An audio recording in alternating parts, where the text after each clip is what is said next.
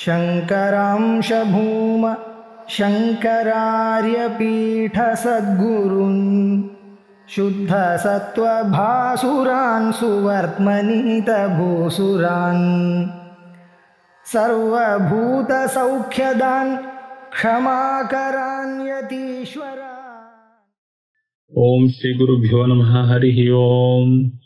गुरुर्ब्रह्मा गुरुर्विष्णुः गुरुदेवो महेश्वरः गुरुसाक्षात् परं ब्रह्म तस्मै श्री गुरवे नमः। सदाशिवसमारम्भां शङ्कराचार्यमध्यमाम् अस्मदाचार्यपर्यन्तां वन्दे गुरुपरम्पराम्। विशुद्धं परं सच्चिदानन्दरूपं गुणाधारमाधारहीनं वरेण्यं महान्तं विभान्तं गुहान्तं गुणान्तं सुखान्तं स्वयं धाम रामं प्रपद्ये। अध्यात्म रामायण के इस श्रृंखला की तीसरी पीढ़ी में आप सबका स्वागत है। इसमें हमने अध्यात्म रामायण के बाल कांड के प्रथम सर्ग का विश्लेषण कर रहे हैं और अभी हम आज से आगे इसका प्रसार करेंगे। यहाँ पर हमने पिछली श्रृंखला में देखा था कि जब हनुमान जी ज्ञान की इच्छा रखते हैं और बड़े विनम्रता से श्री रामचंद्र जी और सीता देवी जी की सेवा करते हैं, तब श्री रामचंद्र जी सीता देवी को ये आदेश देते हैं कि हनुमान जी को ज्ञान का एक उपदेश दिया जाए सीता जी द्वारा। तो सीता जी आगे बढ़कर अपने पति परमेश्वर की आज्ञा मानकर हनुमान जी को उपदेश देना प्रारंभ करती हैं और श्री राम जी का वास्तव स्वरूप, जो स्वाभाविक लक्षण है, जो परमात्मा के गुण हैं, उसके बारे में वर्णन करती हैं और कहती हैं कि श्री रामचंद्र जी ये शरीर नहीं जो हनुमान जी देख रहे हैं, बल्कि वास्तव में सर्व अंतर्यामी परमात्मा, ये जो ब्रह्म वस्तु है, उसी का ही स्वरूप है, ऐसा उपदेश कहते हैं और अपना उपदेश का अंत भी करती हैं। उसके बाद श्री रामचंद्र जी को हनुमान जी पर अनुकंपा के कारण वो स्वयं हनुमान जी को ज्ञानोपदेश करने की इच्छा रखते हैं और कुछ इस प्रकार प्रसंग चलता है। ततो राम स्वयं प्राह हनुमन्तम् उपस्थितं शृणुतत्वं प्रवक्ष्यामि हि आत्मपरात्मनाम्। कहते हैं कि श्री रामचंद्र जी अभी देखते हैं जब गुरु को यह अनुभव होता है कि शिष्य को ज्ञान का उपदेश अभी ठीक तरह से नहीं प्राप्त हुआ, तब बड़ी अनुग्रह और अनुकंपा से गुरु अपने शिष्य के स्तर पर उतरकर उसको उपदेश करते हैं और अच्छे से समझाते हैं। ये विषय उपनिषदों में भी दिखाया गया है। जब तत्वमसि इति जो महावाक्य है, वेदांत का जो महावाक्य है, उसका उपदेश जब दिया जाता है तो 9 बार, कुल मिलाकर 9 बार इसका उपदेश दिया जाता है गुरु द्वारा शिष्य को। ये 9 बार वही तत्वमसि करके 9 बार उसका अनुसरण होता है और उसका उपदेश एक ही समान होता है। तो उसमें उसका वहां पर यह मतलब नहीं है कि 9 बार भी एक ही विषय को एक ही ढंग से सिखाया जाता है। उसका तात्पर्य तो यहाँ पर है कि प्रथम बार जब गुरु तत्वमसि का उपदेश देता है, तब वो शिष्य को देखकर यह अनुभव करता है कि शिष्य अच्छी तरह से इसको समझ में नहीं आया है, तो हमें और विस्तार से कहना है। और जब शिष्य कहता है कि वो पूर्ण रूप से अभी उसको विषयों का ज्ञान नहीं है, वही तत्वमसि को कहकर दूसरी बार और विस्तार से और गंभीरता से और अर्थपूर्ण तरीके से इसको उपदेश दिया जाता है। फिर भी अगर उसको सांत्वना या उसको यदि संतुष्टि नहीं हुई, तब तीसरी बार, चौथी बार, ऐसे 9 बार उसको गुरु द्वारा शिष्य को उपदेश दिया जाता है।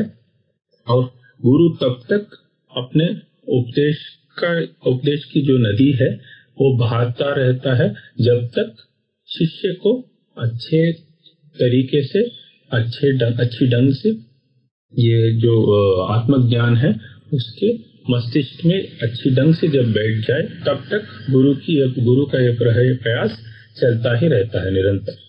तो उसी तरह यहाँ पर जब सीता जी द्वारा जो उपदेश दिया जाता है उसका हनुमान जी पर जब पूर्ण रूप से प्रभाव नहीं होता है, तब स्वयं रामचंद्र जी यहाँ उतरकर अपना उपदेश देना प्रारंभ करते हैं। ततो राम स्वयं प्राह हनुमंतम उपस्थितम शृणु तत्वं प्रवक्ष्यामि हि आत्मानात्म परात्मनाम।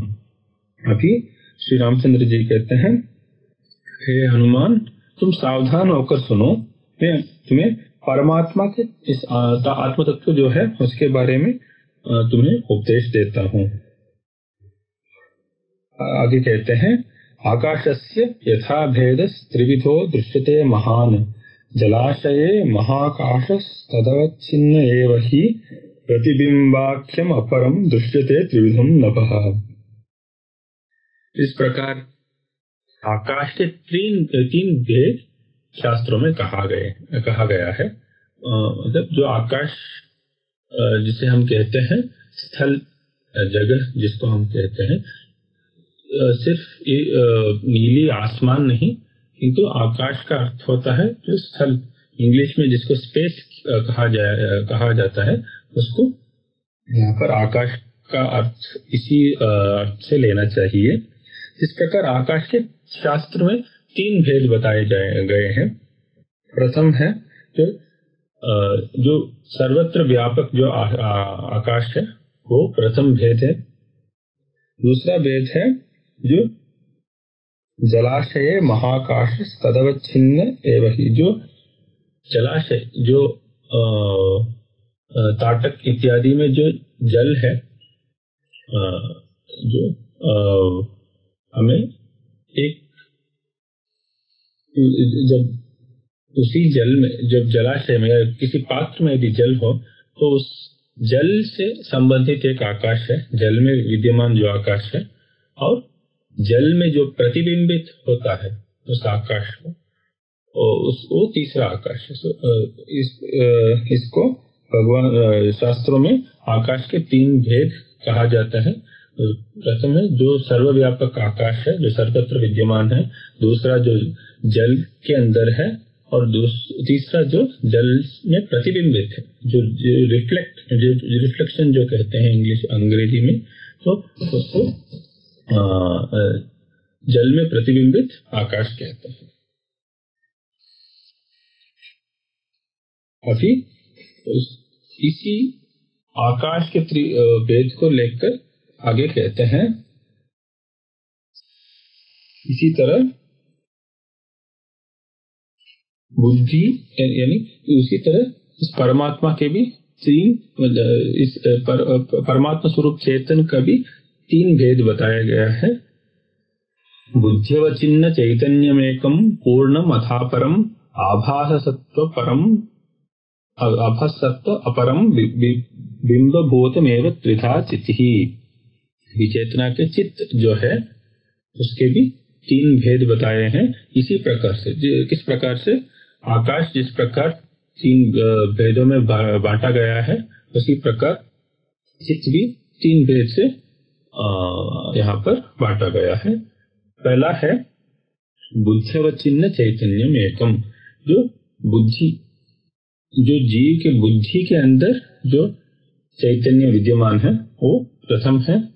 और पूर्णम अथा परम, जो पूर्ण चैतन्य है, जो सर्वत्र व्यापक चैतन्य है, उसको दूसरा। और आभास सत्वम अपरम, जो बुद्धि में आभासित है, जो बुद्धि में जो चैतन्य आभास हो रहा है, जो जैसे प्रतिबिंबित जो आकाश है जल में, उसी प्रकार चैतन्य का भी प्रतिबिंब होता है बुद्धि में। जीव के बुद्धि में जो प्रतिबिंबित चैतन्य है, वही तीसरा भेद माना गया है। इस प्रकार से चित्त का भी 3 विभाग किया गया है यहाँ पर। साभास बुद्धे है कर्तृत्वम अविच्छिन्ने अविकारिणी साक्षिणी आरोप्यते भ्रांत्या जीवत्वम स तथा बुधैहि। अबुधैहि करके फिर से इसी विशेषण का नाम लिया है। जो अबुधैहि का अर्थ होता है जो अज्ञान जन जो होते हैं, अज्ञजन जो कहते हैं, जो इस आत्मज्ञान से वंचित हैं, उनको उद्देशित संबोधित किया गया है यहाँ पर। वो साभास बुद्धे है कर्तृत्वम अविच्छिन्ने अविकारिणी। जो आभास चेतन है, जो प्रतिबिंबित चेतन है, बुद्धि में जो प्रतिबिंबित वो चेतन है, वो उसको उसमें ये अज्ञजन भ्रांतिवशात जो अविच्छिन्न, जो विच्छिन्न और विच्छेद से रहित होता है, अविकारिणी जो विकार आदि जन्मादि विकार से रहित होता है, साक्षिणी जो चेतन है, जो बुद्धि अवच्छिन्न चेतन है, जो प्रथम चैतन्य के बारे में कहा गया है, उस चैतन्य पर ही प्रतिबिंबित चैतन्य का धर्म आरोपित अज्ञान लोग करते हैं। जो आत्मज्ञान से वंचित है वो बुद्धि अवच्छिन्न चैतन्य में इस प्रतिबिंबित चैतन्य के गुण धर्म को आरोपित करते हैं। इसी को आगे दर्शाते हैं। जो हम सुख दुख इत्यादि का भोग करते हैं वो वास्तव में प्रतिबिंबित चैतन्य में होता है, और अज्ञान वशात हम उसे जो बुद्धि में स्थित जो चैतन्य है, जो वास्तव में जीव का स्वरूप है, उसमें हम आरोपित कर देते हैं। किंतु वास्तव में ये जीव परमात्मा का ही स्वरूप है, जो पूर्ण चेतन है उसी का स्वरूप है। इसको आगे कहते हैं अविच्छिन्नस्य पूर्णेन एकत्वं प्रतिपाद्यते तत्त्वमस्यादि वाक्यैश्च साभास्याहमस्तथा। अविच्छिन्नस्य पूर्णेन, अविच्छिन्न जो बुद्धि अवच्छिन्न चैतन्य है, पूर्ण के साथ एकत्व प्रतिपद्यते, पूर्ण चैतन्य के साथ एकत्व होता है। इसका अर्थ यही है कि पूर्ण चैतन्य और बुद्धि अवच्छिन्न चैतन्य जो पहला चैतन्य पहला विभाग है चैतन्य का, ये दोनों वास्तव में एक ही है। तत्त्वमस्यादि वाक्यैहि च साभासम अहमस्तथा। जो आभास स्वरूप चैतन्य, जो प्रतिबिंबित चैतन्य जो है, उसको हटाकर ये तत्त्वमसि जो महावाक्य अभी भी कहा गया है, छांदोग्य उपनिषद में उद्धृत है, इसको तत्त्वमसि का अर्थ स्थूल रूप में उसका अर्थ यही है कि तत्त्वम असि। इसको यहाँ संधि विच्छेद किया जाता है और उसका अर्थ यही होता है कि तुम वही हो। तत् माने वो और तुम माने तुम, असि माने। तो इसका मतलब ये होता है कि तत् तुम असि का अर्थ होता है तुम वही हो, तुम वह परमात्मा हो। और यहाँ पर तुम का अर्थ यह होता है कि तुम जो अपने आप को संसारी और सुख दुख के भोक्ता कर्ता इत्यादि जो अनुभव करते हो, उस अनुभव वास्तव में जो तुम जीव पर आरोपित कर रहे हो, ऐसे तुम पर यह कहा गया है कि वो तुम साक्षात परमात्मा के ही स्वरूप की हो। इसका अर्थ जो उपनिषद में प्राप्त है उसी ज्ञान को यहाँ पर भी दर्शाया गया है कि अवच्छिन्नस्य पूर्णेन एकत्वं प्रतिपाद्यते। जो बुद्धि अवच्छिन्न जो चैतन्य है उसको पूर्ण परब्रह्म चैतन्य से एक ही है करके इसका प्रतिपादन किया गया है। ऐक्य ज्ञानम यदोत्पन्नम महावाक्येन चात्मनोः तदा अविद्या स्वकार्यैश्च नश्यत्येव न संशयः। यहाँ पर वेदांत सिद्धांत के अति अमूल्य विषय को यहाँ पर दर्शाया गया है। ऐक्य ज्ञानम यदोत्पन्नम, यह जो ऐक्य ज्ञान है इसका अर्थ है कि वास्तव में परमात्मा और आत्मा का जो एकत्व है, इस एकत्व का ज्ञान ही ऐक्य ज्ञान है। ऐक्य ज्ञान जब उत्पन्न होता है, ऐक्य ज्ञानम यदा उत्पन्नम महावाक्येन च आत्मनो, जब आत्मा में इस ऐक्य ज्ञान का उत्पन्न होता है, जब ऐक्य ज्ञान उत्पन्न होता है महावाक्य द्वारा का अनुसंधान द्वारा तथा अविद्या स्वकार्य ही च, उस समय अविद्या जो है, माया स्वरूपी जो अविद्या है, अभी पिछली श्रृंखला में देखा था कि सीता देवी माया के स्वरूप माया माना गया है, जो माया स्वरूप जो जगत है, तथा अविद्या स्वकार्य ही च नश्यत्येव न संशयः। यहाँ पर ऐक्य ज्ञानम यदोत्पन्नम महावाक्येन चात्मनोः तथा विद्या स्वकार्यश्च नश्यते एव न संशयः। जब ऐक्य ज्ञान उत्पन्न हो जाता है तब माया और उसके जो कार्य है, जो ये संपूर्ण जगत है, ये सृष्टि जो हम देख पाते हैं, महसूस करते हैं, उन सभी का एक ही समय में नाश हो जाता है। जो जिसको ये आत्मज्ञान उत्पन्न होता है, जो ऐक्य ज्ञान जिसमें उत्पन्न होता है, उसी को ये माया और उसके कार्य सब नष्ट हो जाते हैं। इसके 2 श्लोक पहले उसका एक वर्णन बाकी रह गया है।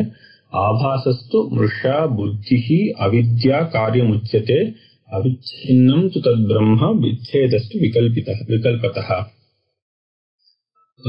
यहाँ पर कहते हैं आभास चैतन्य जो है, आभासस्तु मृषा, वो तो मिथ्या है। आभास जो प्रतिबिंबित चैतन्य है जिसे कहा गया है, वो तो मृषा है, वो मिथ्या स्वरूप है, उसका कोई वास्तविकता नहीं है। बुद्धि अविद्या कार्यम उच्यते। फिर आगे कहते हैं जो बुद्धि अवच्छिन्न जो चैतन्य है वो भी अविद्या का ही कार्य है। इसका अर्थ यह नहीं कि वो बुद्धि वास्तव में नहीं है, वास्तव में वो परमात्मा, बुद्धि अवच्छिन्न जो चैतन्य है वो परमात्मा का ही स्वरूप है। अर्थात जो